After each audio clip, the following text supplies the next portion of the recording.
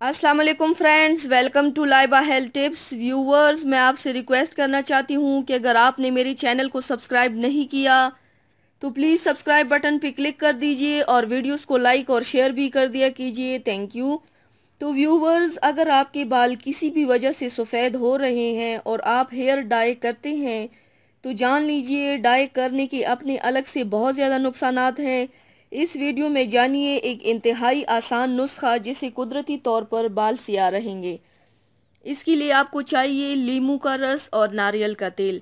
आप ये जानकर हैरान होंगे कि लीमू का रस कुदरती तौर पर बालों को सियाह करने में मदद देता है।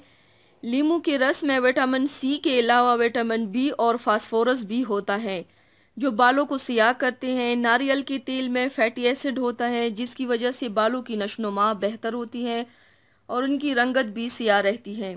इसके इस्तेमाल की वजह से बालों में प्रोटीन की कमी दूर होती है, बाल तवाना और मजबूत रहते हैं।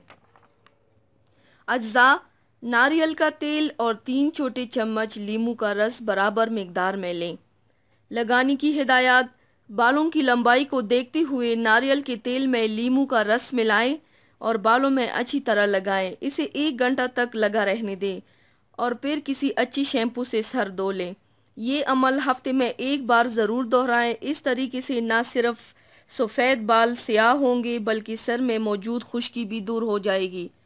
तो व्यूवर्स, ये थी मेरी आज की वीडियो। उम्मीद करती हूँ आप सबको पसंद आई होगी।